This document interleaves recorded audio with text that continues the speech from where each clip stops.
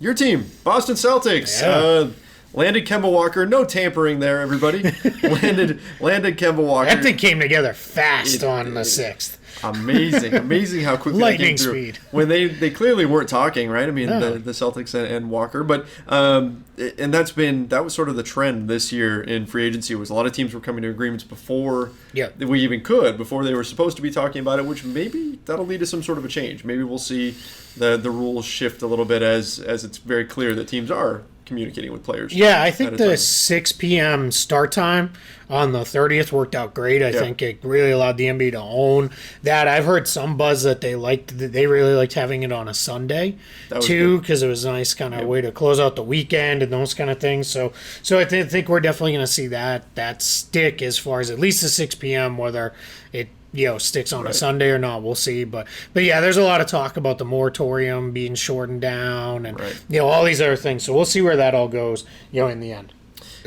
So looking at what the Celtics did, so they bring in Enes Kanter, who I thought was just a totally fine signing, right? A solid piece for them to bring in. Not going to replace Al Horford, no, but still he can do some things in there. He showed quite a bit with the Portland Trail Blazers. But the big addition really is Kemba Walker, who is one of only a handful of guys that were on the market this year where you just say, here's the max. Gladly hand over the max because he's that caliber of player.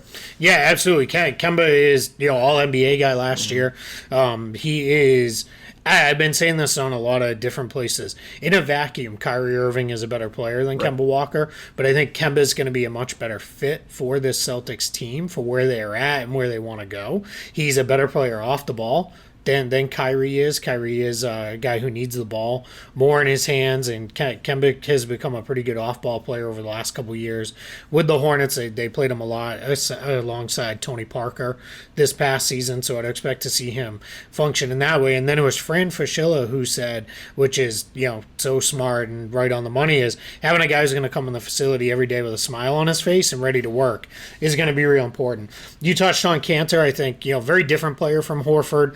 He's an inside-based player, not the defender that Horford is, not the defender you or I probably are either. He's he's just got to do his work there. But Brad Stevens has schemed around limited defensive big men before.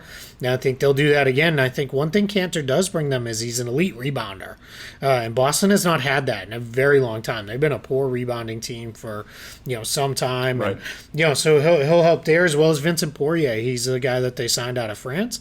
Another big man. I think this guy's going to open some eyes. Big, athletic guy, can really move. He's like a defender, rebounder type, so he'll fit that way. So it's almost offense, defense with him and Kanter.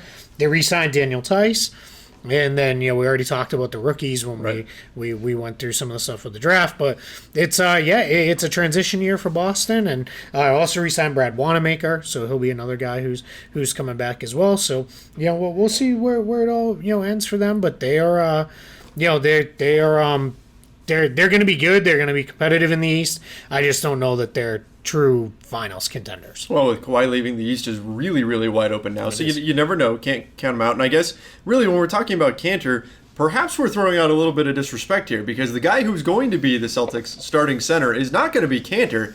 It's going to be Taco Fall, right? Tell me it's taco time. Yeah. Oh, my gosh, man. Summer League, people love this guy. People are going crazy over Taco. He might be the most popular player here in Las He really Vegas. is. Like the cheers from the Zion was. Well, okay. I mean, non-Zion. Non-Zion edition. The most popular non-Zion players. But man, it was nuts. He, Taco showed some stuff yesterday. He moves a lot better than you would think for a guy his size. I just think he's got so far to go. He does. It's but yeah, there's a lot of Celtics fans who want him to get their last roster spot over Gershon Yabusele because Boston's pretty much done here. They've currently got 12 guys under contract.